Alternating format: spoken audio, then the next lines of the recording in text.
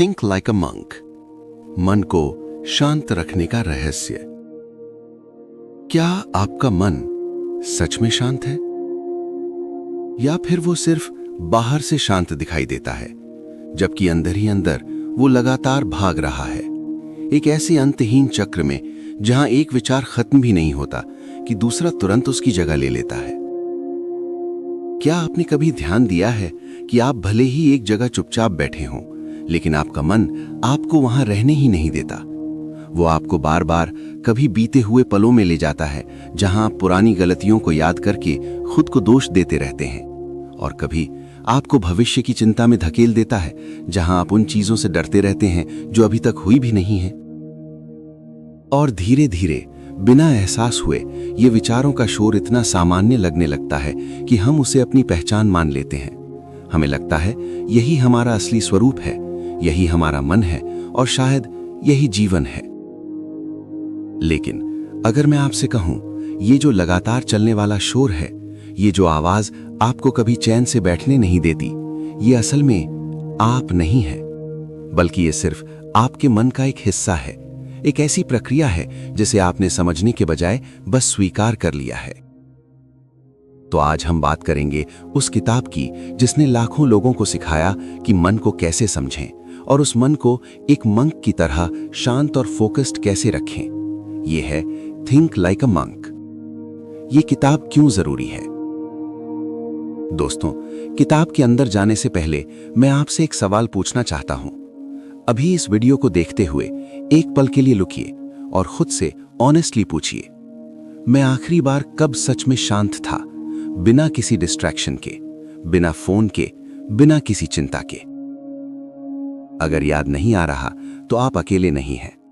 आज की दुनिया में हम सब किसी न किसी बेचैनी के साथ जी रहे हैं। हम फिजिकली तो एक जगह हैं, लेकिन मेंटली हम हर जगह हैं, सिवाय उस जगह के जहां हम एक्चुअली होते हैं। यही समस्या है जिसे ये किताब एड्रेस करती है। लेकिन ये कोई ऑर्डिनरी सेल्फ हेल्प बुक नहीं है। ये एक ऐसी किताब है जो बताती है कि हजारों साल पुरानी वैदिक विजडम और आज की मॉडर्न साइकोलॉजी दोनों मिलकर क्या कहते हैं अपने मन को समझने और उसे एक डायरेक्शन देने के बारे में। इसे लिखा है जय शेठी ने, जिन्होंने अपनी 20s में एक बेहतरीन कॉर्पोरेट करियर छोड़कर भारत में एक मंक बनने का रास्ता चुना। जी हां, एक मंक। लेकिन क्यों, और उन्होंने वहां से क्या सीखा? चलिए उनकी कहानी से शुरुआत करते हैं। एक इंसान जिसने सब छोड़ दिया। लंदन में एक नॉर्मल मिडिल क्लास परिवार में पला बढ़ा एक लड़का, पढ़ाई में अच्छा, एम्बिशियस, एक ब्राइट फ्यूचर सामने था।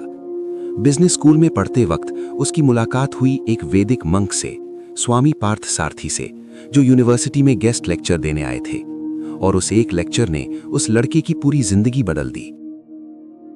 स्वामी ने जो बताया वो उनके लिए एक रेवलेशन था। असली खुशी, असली शांति, असली सक्सेस, ये सब बाहरी चीजों में नहीं मिलते, ये अंदर से आते हैं। और उस लड़के ने, यानी जय शेठी ने, तय किया कि वो मंक बनेंगे।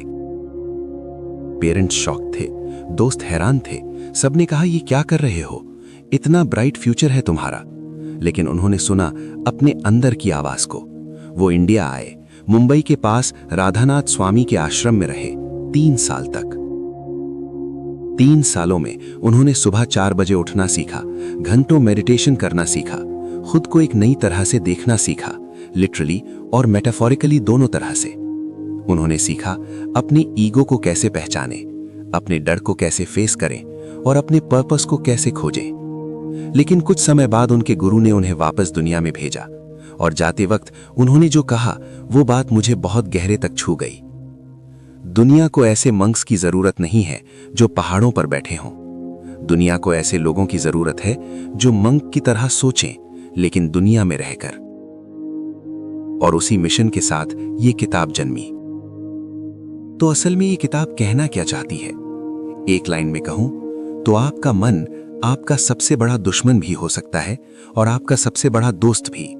ये आप पर डिपेंड करता है कि आप उसे कैसे ट्रेन करते हैं। हम सब अपनी बॉडी को ट्रेन करते हैं, जिम जाते हैं, अच्छा खाना खाते हैं, सोते हैं, लेकिन अपने मन को ट्रेन करने के बारे में कभी नहीं सोचते। और यही सबसे बड़ी गलती है।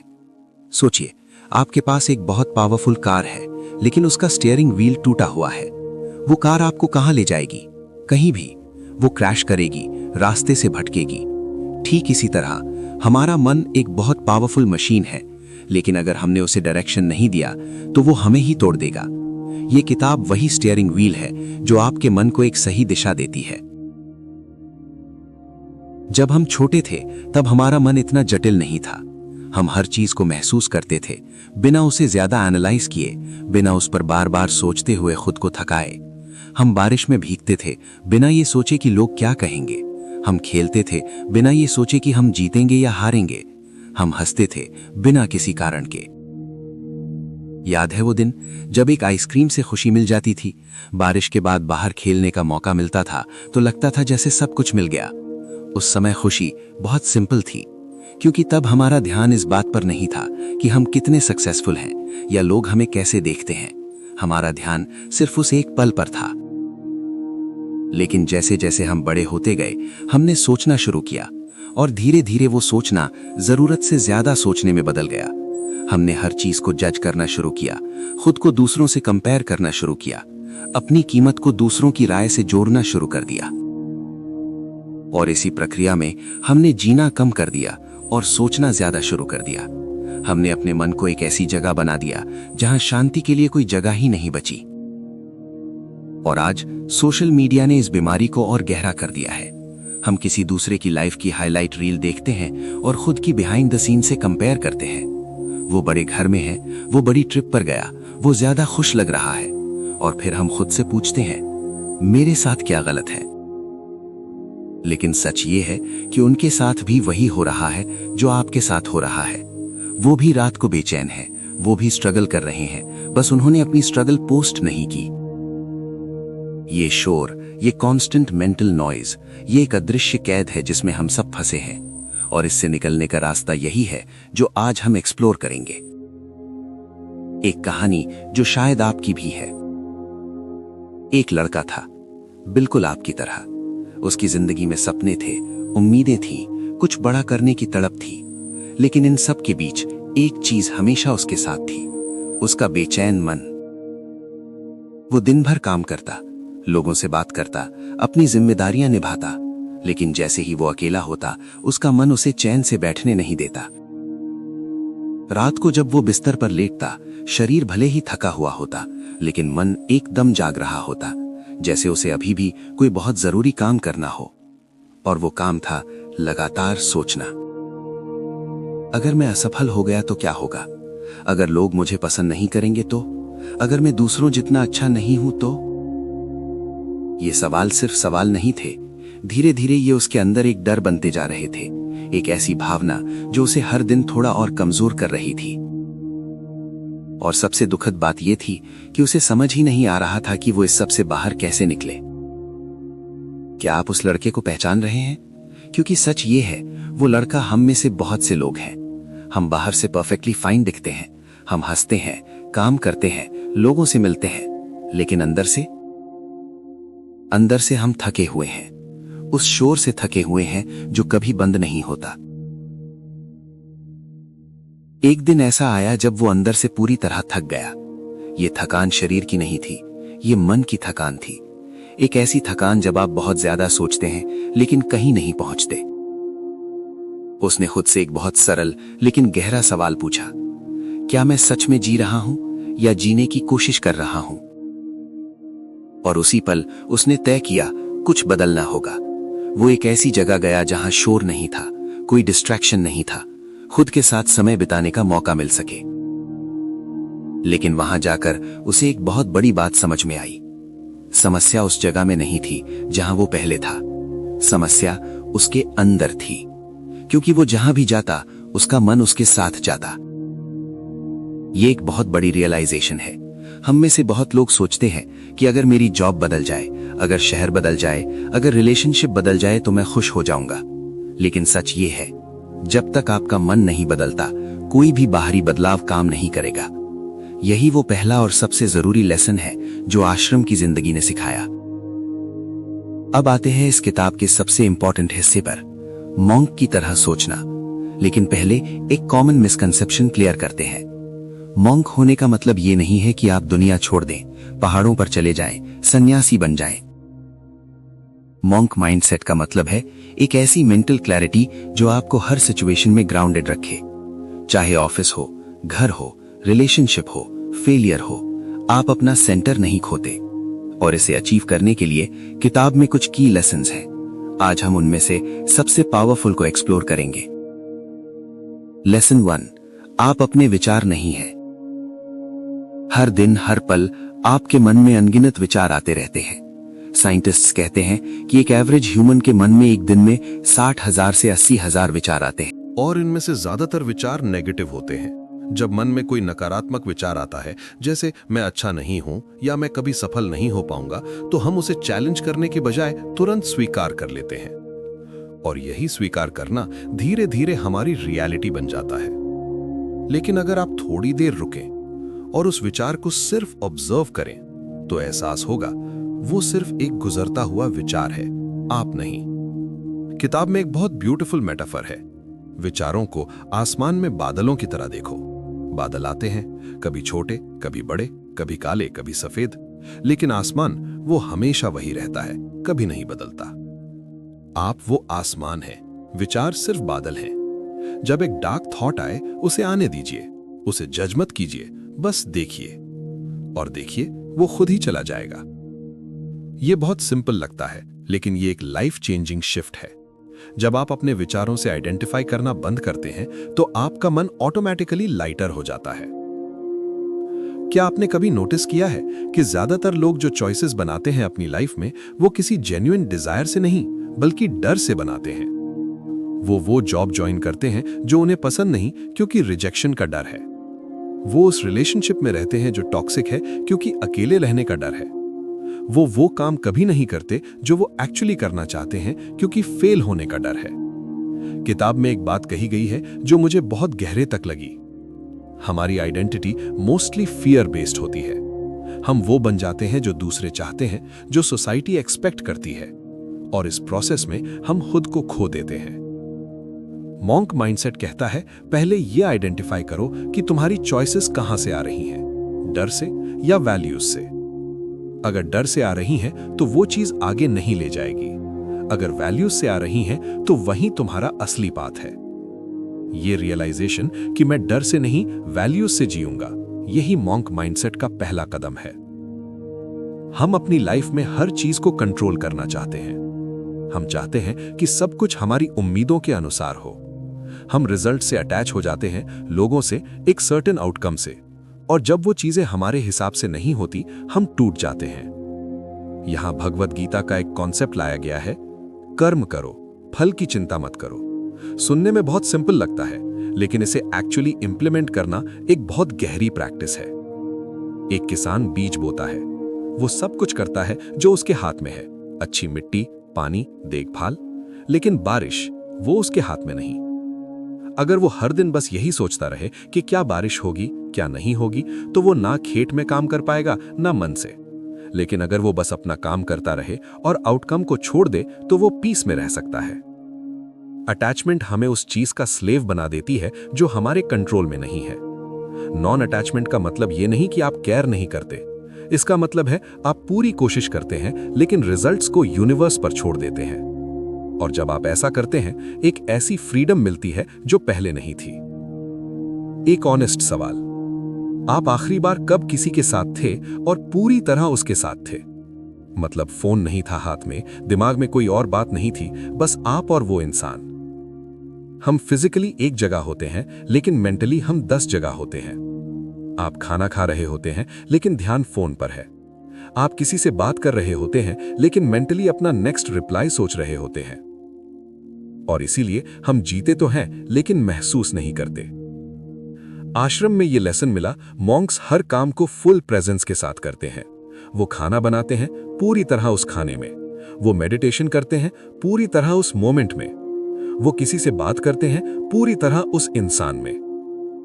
और यही फुल प्रेजेंस असली जीवन है। पास्ट में रिग्रेट है, फ्यूचर में एंजाइटी है, लेकिन प्रेजेंट मोमेंट में जीवन है। एक बहुत सिंपल प्रैक्टिस है, जब भी मन कहीं और भटक जाए, एक डीप ब्रेथ लीजिए और खुद से पूछिए, अभी इस पल में क्या हो रहा है, बस इतना। ये एक छोटी सी चीज है, लेकिन ये आपको वापस यहां अभी में ले आती है।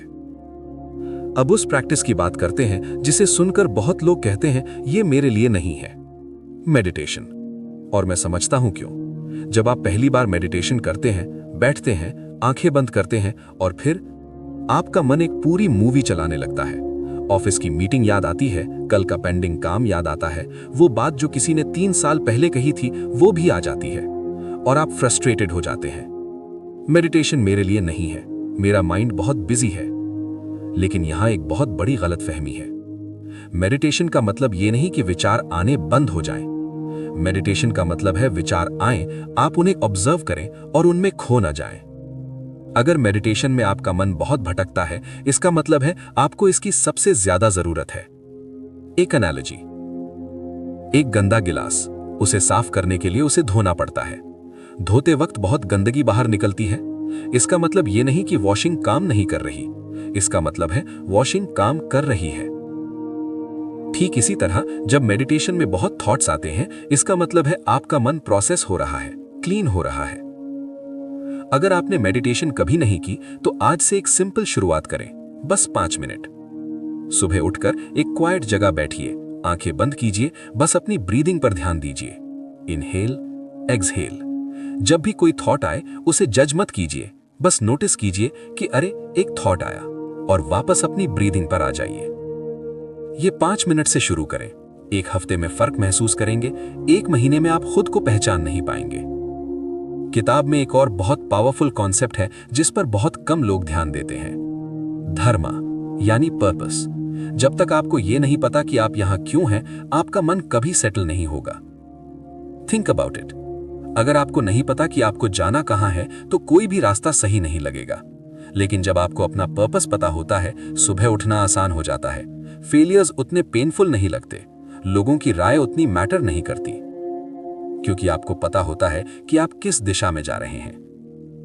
वैदिक टीचर्स ने एक फ्रेमवर्क दिया। हर इंसान के अंदर एक यूनिक कॉम्बिनेशन होता है, passion plus expertise plus usefulness to the world. ये तीनों जहां मिलते हैं वहीं आपका धर्मा है। एक सिंपल एग्जाम्पल, अगर आपको लिखना बहुत पसंद है, आप उसमें अच्छे भी हैं और वो लिखाई किसी की लाइफ बेहतर बनाती है, तो वही आपका पर्पस है। लेकिन ज्यादातर लोग पर्पस को बहुत ग्रैंड चीज समझते हैं, मुझे दुनिया बदलनी है। लेकिन किताब कहती है पर्पस बहुत छोटा भी हो सकता है। एक टीचर जो एक बच्चे की लाइफ बदल दे, ये भी पर्पस है। एक डॉक्टर जो एक मरीज के दर्द को कम कर दे, ये भी पर्पस है। एक माँ जो अपने बच्चों को लव और वैल्यूज दे, ये भी पर्पस है। पर्पस की साइज मैटर नहीं करती, मैटर करता है कि आप उसे होल हार्टेडली रूप से जी रहे हैं। अब बात करते हैं इन लेसन्स को आप अपनी असल जिंदगी में कैसे अप्लाई करें, क्योंकि सुनना अच्छा है, लेकिन जब तक आप इसे अपने जीवन में नहीं उतारते, ये सब थ्योरी ही रहेगा। पहली प्रैक्टिस, मॉर्निंग साइलेंस। सुबह का पहला घंटा आपके पूरे दिन की टोन सेट करता है। अगर आप उठते ही फोन उठाते हैं, न्यूज देखते हैं, सोशल मीडिया स्क्रॉल करते हैं, तो आपका माइंड दिन की शुरुआत से ही रिएक्टिव मोड में चला जाता है। इसके बजाय पहले 10-15 मिनट साइलेंस में बैठिए। कोई फोन नहीं, कोई न्यूज नहीं, बस आप, आपकी ब्रीदिंग और एक कप ऑफ टी या पानी। ये एक छोटी सी प्रैक्टिस आपके पूरे दिन को बदल सकती है। दूसरी प्रैक्टिस, डेली ग्रैटिट्यूड। हर रात सोने से पहले 3 चीजें लिखिए जिनके लिए आप ग्रेटफुल हैं। ये सिली नहीं है, साइंस इसे सपोर्ट करती है। ग्रैटिट्यूड प्रैक्टिस आपके ब्रेन के न्यूरल पाथवेज को लिटरली चेंज करती है। आप नेगेटिव थॉट्स में कम टाइम बिताते हैं। तीसरी प्रैक्टिस, सेवा यानी सर्विस। जब आप सिर्फ अपने बारे में सोचते हैं, ईगो बढ़ता है और एंजाइटी बढ़ती है। लेकिन जब आप किसी और के लिए कुछ करते हैं, चाहे कितना भी छोटा हो, तो एक ऐसी सेटिस्फैक्शन मिलती है जो किसी और चीज से नहीं मिलती। आज एक काम के बारे में सोचिए जो आप कर सकते हैं किसी और के लिए, कोई भी एक काम, और देखिए कैसा फील होता है। अब आपके साथ कुछ शेयर करना चाहता हूं। जब मैंने ये किताब पहली बार पढ़ी, ऑनेस्ट कहूं तो कुछ पार्ट्स पर मुझे भी डाउट हुआ। मैंने सोचा ये सब बहुत आइडियलिस्टिक है, रियल लाइफ में इतना पॉसिबल नहीं है। लेकिन फिर मैंने एक काम किया। मैंने सिर्फ एक छोटी प्रैक्टिस शुरू की। सुबह उठकर 10 मिनट फोन नहीं, बस क्वाइट। और 1 हफ्ते बाद मैं खुद सरप्राइज था। मेरे दिन में एक कामनेस थी जो पहले नहीं थी। रिएक्शंस थोड़े कम इंपल्सिव थे, खुद के बारे में थोड़ी ज्यादा अवेयरनेस थी। मैं ये नहीं कह रहा कि मैं मॉन्क बन गया, लेकिन एक छोटे से बदलाव ने एक मीनिंगफुल डिफरेंस बनाया। और शायद यही इस किताब का असली मैसेज है। आपको एक दिन में सब कुछ नहीं बदलना, कोई ग्रैंड रेवोल्यूशन नहीं लानी, बस एक छोटा कदम आज। तो चलिए क्विकली रिकैप करते हैं इस किताब के सबसे इंपॉर्टेंट लेसन्स। पहला, आप अपने विचार नहीं हैं, विचार बादलों की तरह आते जाते हैं। आप वो आसमान हैं जो हमेशा स्थिर रहता है। दूसरा, डर से की गई चॉइसेस आपको कहीं नहीं ले जाती। अपनी वैल्यूज को पहचानें और उनसे जिएं। तीसरा, अटैचमेंट दुख का कारण है। अपना 100% दीजिए, लेकिन रिजल्ट्स को छोड़ दीजिए। चौथा, प्रेजेंट मोमेंट ही असली जीवन है। पास्ट में रिग्रेट है, फ्यूचर में एंजाइटी है, अभी में जीवन है। पांचवा, मेडिटेशन एक टूल है, जादू नहीं, लेकिन कंसिस्टेंट प्रैक्टिस से यह आपकी लाइफ लिटरली चेंज कर सकती है। छठा, पर्पस आपका एंकर है। जब आपको पता हो कि आप क्यों जी रहे हैं, तो कोई भी स्टॉर्म आपको डिगा नहीं सकता। और सबसे बड़ा लेसन, शांति कहीं बाहर नहीं है, वो हमेशा से आपके अंदर थी, बस आपने उसे सुनना बंद कर दिया था। दोस्तों, हम सब एक बहुत फास्ट दुनिया में जी रहे हैं। सब कुछ इंस्टेंटली चाहिए, रिजल्ट्स आज चाहिए, सक्सेस अभी चाहिए। लेकिन मंक्स हमें एक बिल्कुल अलग रास्ता दिखाते हैं। वो कहते हैं, स्लो डाउन, सुनो, ऑब्जर्व करो। और जब आप ऐसा करते हैं तो एहसास होता है कि जो आप ढूंढ रहे थे वो आपसे उतना दूर नहीं था जितना आपने सोचा था। तो आज से थोड़ा कम सोचिए और थोड़ा ज्यादा जिए। थोड़ा कम रिएक्ट कीजिए और थोड़ा ज्यादा ऑब्जर्व कीजिए। थोड़ा कम कंपेयर कीजिए और थोड़ा ज्यादा अप्रिशिएट कीजिए। क्योंकि जब आपका मन शांत होता है तो आपका जीवन भी शांत और सुंदर बन जाता है। अगर इस वीडियो ने आपको कुछ भी फील कराया तो प्लीज इसे उस एक इंसान के साथ शेयर करें जिसे इसकी जरूरत है। कमेंट में जरूर बताइए इन लेसन्स में से कौन सा आपको सबसे ज्यादा टच किया। इस किताब को अपनी लिस्ट में जरूर ऐड करें। ये एक ऐसी किताब है जो आप एक बार नहीं पढ़ते, आप इसे जीते हैं। लाइक करना मत भूलिए, सब्सक्राइब कर लीजिए अगर ये चैनल आपको वैल्यू देता है। और अगली बार मिलेंगे एक और किताब के साथ, एक और नई रोशनी के साथ। तब तक के लिए take care, stay curious and keep growing. नमस्ते।